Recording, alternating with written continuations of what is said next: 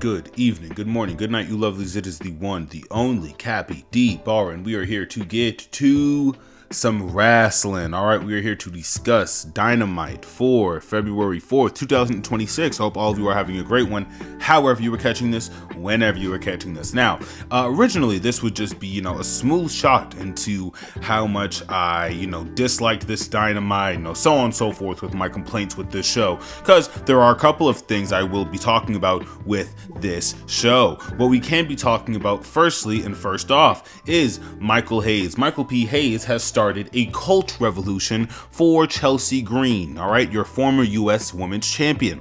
Essentially, the comments were along the lines of, and I didn't really know what these comments were, I kind of just knew that they were shitting on her. Listen, I'll say it till I'm blue in the face, there was a way around that Chelsea Green booking fiasco on Unreal. The idea that they shot that and they fucking released it, and it's like they don't produce anything of actual fucking enjoyment, but they give you niggas that, right? So they gave us them not knowing what the fuck to do with Chelsea Green. And apparently, unbeknownst to me, they also sat here and said that Chelsea Green wasn't world title material, even though Chelsea Green has wrestled 4 times as many matches as Seth and Roman combined. That's fucking crazy. It's fucking crazy. And, she had an amazing response to it, basically saying that, she sees herself, as a very self-aware person, but the idea that she busts her ass how she busts her ass and she is not giving the proper shine that she deserves, it's fucking asinine. And I would hope that anybody who is an actual fan of women's wrestling can acknowledge that Chelsea Green brings so much to the table that should at some point in time be acknowledged for a simple hot potato title run. Maybe 3 weeks, 4 weeks, give it to her. See if she can fucking fly with the wings. And if she can, let the bird out the goddamn nest. All right, because fuck is it time for some new people to start becoming the face of that company. You can't keep giving people Rhea and Liv Morgan, expect them to keep just clapping like seals. Hey, and if they do, then don't be surprised when people call you bots. Because every time they roll around Roman Reigns or Rhea Ripley, you guys lose your mind. Montez Ford is suffering in catering. Suffering. Nathan Frazier, I mean Charlie Dempsey, Apollo fucking Crews, the list goes on. But for some reason we can't speak on that, right? And it's interesting because this is exactly what Ricochet touched on. All right, Ricochet had a plethora. Had a plethora of tweets, all right, that I will try to read out right now, all right? I mean, Ricochet, he got to Twitter to say the following, right? Enraging the IWC, by the way. This all started from comments of him going on a radio show and saying that he feels as if him going to Raw was the worst thing that he could have did for his career. You know what I mean? That's completely up to him. That's completely his choice and how he wants to feel about his WWE run. I mean, there were a couple of good things, but I mean, was everything perfect over there? No, it was not. And I think to try to argue that it was, it's just very disingenuous. I would love to pull it up right now. Here it is. All right, a couple of Ricochet tweets. We're going to be dissecting these as we go along, okay? Let's find the lie in statement 1. Same thing that happens to Balor, Shinsuke, Apollo, and many others. WWE kills legacies and love for the sport. It's what they do best. Where's the lie? Where's Shinsuke? Where's Apollo Crews? Where's Finn Balor? Let's move on. I do feel this way, and many others do as well. That company kills the love, and you end up a shell of who you were, and going through the motions. Daniel Bryanson echoed a very similar statement. Let's continue. They don't. They haven't for a while. Even when I was IC and US champ, they meant nothing. Now, does that resemble a little someone's podcast about wrestling and how the secondary titles in that company aren't giving a single, there isn't fucking creative eye contact happening when it comes to the secondary titles, men's or women's? Drastic dog shit. It's sad that a company with this much money performs this poorly when it comes to simple production, Simple production, honestly. You see who the fuck is actually in the Evolve card, who is not needing to be there, and maybe if they succeed in NXT, maybe that's a main roster talent. Maybe that's a main roster jobber. Okay, you niggas have all this fucking money. Why are we acting like we can't cut a couple of fucking corners here and there when it comes to editing or ad reads to get some real fucking wrestlers on here? So maybe then your secondary titles mean something, because I think we could all agree they don't. All right, and last thing we're going to be capping off on, because there's a lot more of this cold open to get to. I'd argue El Generico has a better legacy than Sami Zayn. Has Sami Zayn ever wrestled Kenny Omega? Sami Zayn ever been a world champion? El Generico's done all three of those things. Listen, I mean, we can really go on and on. We can go on and on with this Ricochet statement, but I can go on and on with these Ricochet statements, but everyone's getting real pissed at him about it. But honestly, I really do think he had some really good points, really good points, really salient points also. All right, we gotta just start addressing reality, and the reality is WWE puts careers in the shitter. All right, now whether that be long term or short term, it is what it is. All right, and we gotta start acknowledging it, because people like Charlie Dempsey and Pete Dunne to be fucking on a WWE contract and not at least have a secondary interim title. An interim title. Listen to what I'm asking for these fucking insanely talented performers. You know, oh God, it's awful. It's awful shit that we're dealing with. Next couple of things we will be touching on. Athena will be going to New Japan Wrestling to hopefully pick up this IWGP belt, because she has been on the fucking ROH card, the ROH roster for 4 years now. Almost 4 years, Athena has missed every single opportunity that one of those Dynamite ladies had. In my perfect world, Julia Hart would have been Athena 2 years ago. 2 years ago. But that's me asking for too much, obviously. And that's nothing against Julia Hart, right? Our Sky Blue, our Thecla. I want women's wrestlers who I know are at a certain level to just be put there because they deserve it. And Athena is such a competent, amazing promo. Like, she's such a great in-ring performer. I feel like they're all pieces of what you want to build your brand around. And we just keep going to fucking ROH, and I love ROH, Ring of Honor. It's, it's a very decorated brand, longevity of the sport. But can we be honest for a second? How many eyes are on Ring of Honor? How many eyes are on Dynamite? And we don't put Athena on Dynamite? Why? It just doesn't make any fucking sense to me. She will be wrestling in New Japan. I don't know if she'll be picking up the title. Realistically, she won't. But if she does, double title Athena. And maybe she'll start getting some real fucking pressure around here. Because fuck Tony. Oh my God. And even speaking like the women on this card, there are no women on this card. No women. There's a fucking last minute, 12th hour fucking shot clock, Babes of Wrath versus the Megasauruses match. We've already seen that. Look, respectfully, this should have been a one-on-one with Megan Bayne, TBS Open Challenge. I'm sorry, not sorry. Maybe you give Chris Statlander a jobber. Like, I don't know, Queen Aminita, right? Whatever. All right, but I guess while we're here, we can discuss what happened on NXT's February 3rd, 2026. Joe Hendry beat Ricky Starks in a ladder match for the NXT World Championship. Yeah, that happened. That happened, man. Those AEW guys, man. It's like some of those AEW ladies as well. I'm looking at you, Jade. They just got to that company and they just started getting treated like dog shit, man. I mean, like, you look at Penta, Ethan Page is still in fucking development for some reason. I mean, they completely fucked up Obafemi and fucking Powerhouse Hobbs match. They completely butchered that. So it's everything. It's everything you don't want from this company, and they'll give it to you. They'll give it to you on a silver platter. It was a really okay way for us to understand, the direction that NXT is going. But I mean, again, when you look at the lineage, like Kevin Owens, like Finn Balor, like Sami Zayn, right? Somebody who's honestly like on top of the world at one point in time.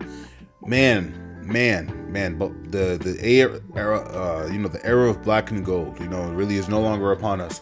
But it is what it is. It is what it is, I guess. All right. I would love to get directly into this Dynamite. All right, enough yapping. All right, for February 4th, 2026 begins with a 6-man Don Callis family and Death Riders match. With all the usual suspects. Don Callis, is on the comms. We're really okay with like Don Callis, I believe, is on the comms. Actually, no, I do not believe Don Callis on. Don Callis is not on the comms. He's on the comms for a later match. So there's that. Also, no Paul White, no Bryan Danielson, no Paul White. Fuck is that?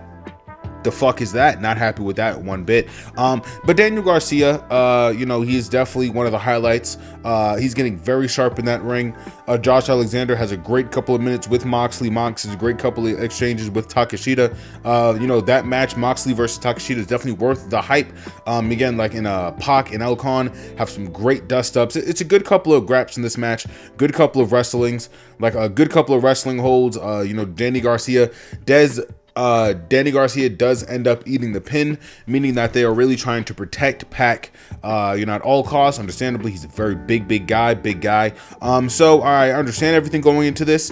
Don Callis, obviously, he needs a couple of more wins under his belt, being that his guy in Mark Davis does eventually lose this next match that we're going to be talking about. That Death Riders match wasn't insane, definitely wasn't anything to write home about, but I mean, Jon Moxley is Jon Moxley. Again, Mox and Takeshita, Pac and Ocon, Josh Alexander, and even sometimes Alexander and Garcia, just good graps, really solid graps from that, and I am okay with the idea of this being our pay-per-view feud maybe down the line. But again, the only thing is that we got to get Mox versus Andrade, right? We got to get Okada versus people like Claudio, right? It's just things like that just make simple sense. Next match on the card that we will be discussing, Mark Davis and the Hangman, all right? Adam Page. A very stiff match, very tough match. It looked good from both of these guys. Hangman had a great showing. I love the moonsault party that he threw. That was pretty fun, pretty good. No reversals either. No big guy reversals, really. Like no real big guy reversals either. I'm kind of tired of those spots. I was like a little grumpy watching this, surprisingly. But I had a good guarding session. If you know, and I had a couple coffees, so I'm not feeling too bad about this Dynamite. But this does feel like a match that a woman could have had. This could have been a match for Riho. This could have been a match for Rio. This could have been an Athena match. This could have been a Persephone match. This could have been a solo match for Megan Bayne. Maybe she walks out after Willow Nightingale wins her solo match to set up a TBS. You know what I mean? It's just little things like that we could have did. But again, I did not hate this match. Really good couple of lariats from Mark Davis also. It was a really cool match. But again, I just don't understand why we're doing this specific match. I'm just not really understanding it. It quite literally seems like Tony was like, all right, my nigga, let's get shit together. And then somebody offered like, hey, do you want like an 8-woman tag match for like a TBS title contendership? And niggas got fired after offering that. Then he just put Mark Davis in a match with Hangman. I don't know what happened. I don't know what happened here. Quick couple of things. We get an Osprey vignette, which I thought was pretty cool. And we also get a solo Kevin Knight vignette, which I think maybe means we're getting a Jet Speed breakup soon. Who knows? Or should I say we're going to be getting a Ready, Set, Hordio. Like a Ready, Set, Rodeo breakup. They're calling themselves Horsecock in the IWC, but I mean, hey, you call yourself whatever you want. It's America, right? Am I right? Okay, so we're gonna talk about this Kenny Omega and Andrade match. It was fucking amazing. No notes, 0 notes. It was great. It was fucking great. Andrade looks like money. He is money. He moves like money. Him winning was the correct choice.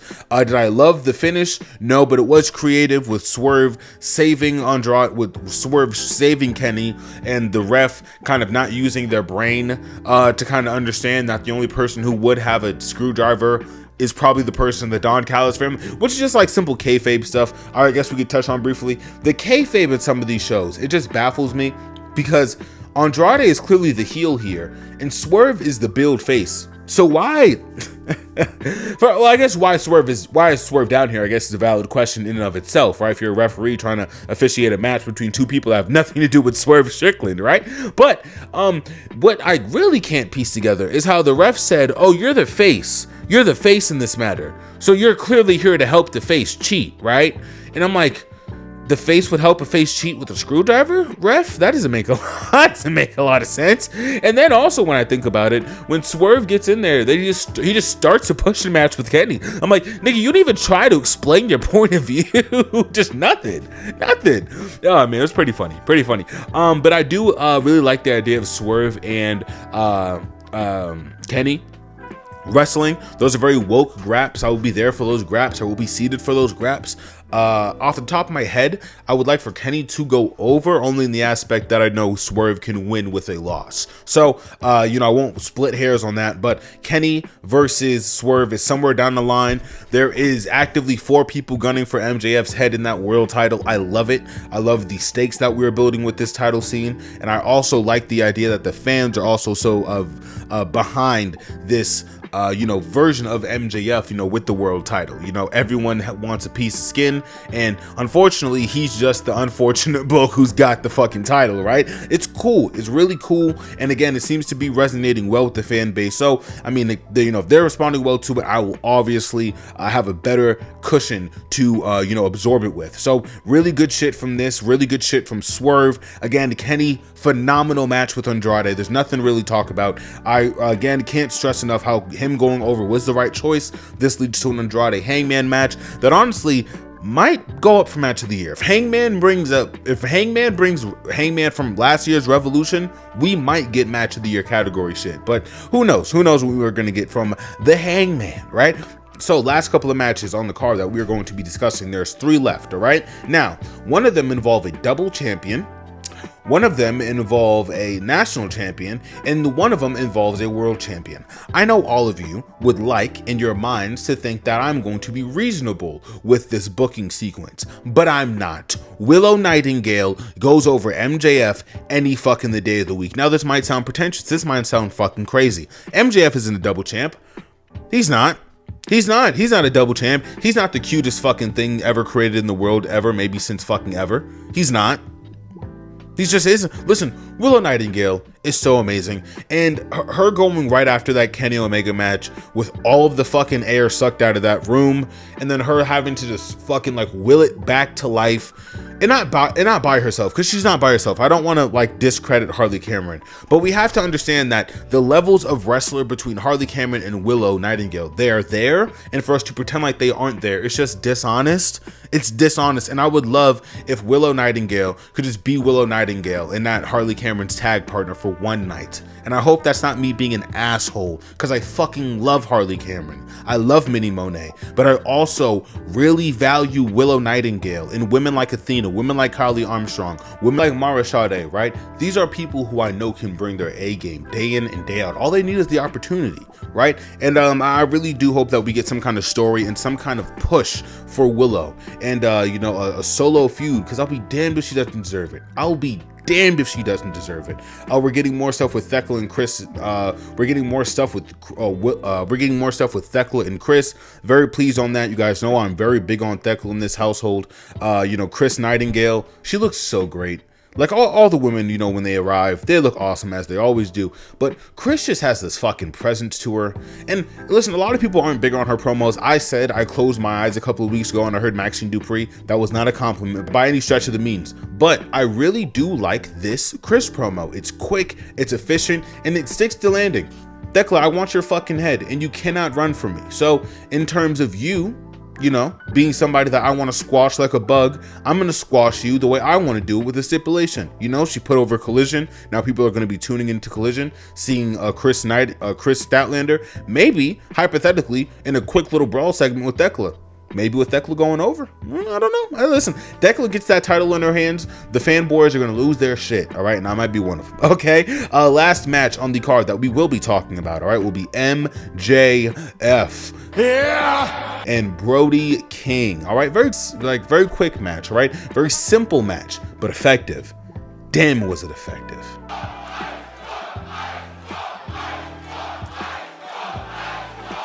Okay, now, I'm going to tell you 3 things that happened in this match, and one of them are a lie. 1, MJF loses this match in under 4 minutes. 2, this crowd loudly, unpromptly chants "fuck ice" at the top of their lungs. And 3, this match that is under 5 minutes goes mega viral across all media platforms. All 3 of those things were true. I did not lie to you. Cappy did not pull you under the rug. I am giving you facts. This fucking clip that I just showed you was on my Daily News Twitter page. Daily Net, like this shit posts about Trump all right, and the price of coffee in Brazil. Niggas are talking about AEW. I don't think any of you are really understanding what the fuck is happening here. We are getting to a point where political fucking consciousness is at its boiling point. It's absolute boiling point. I kept telling all of you, being publicly politically aligned with any side of the aisle, it was not a good look.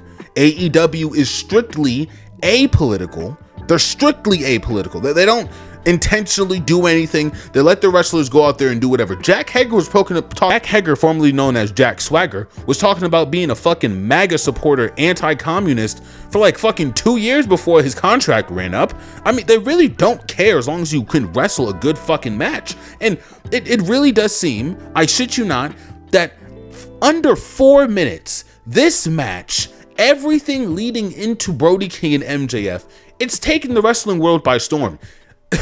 Which is kind of mind-boggling, almost 6 hours before Dynamite even aired, Ricochet had taken the wrestling world by it's just a funny course of events. And again, this is a very quick match. Brody King, he essentially squashes MJF with the distraction of Hangman Adam Page.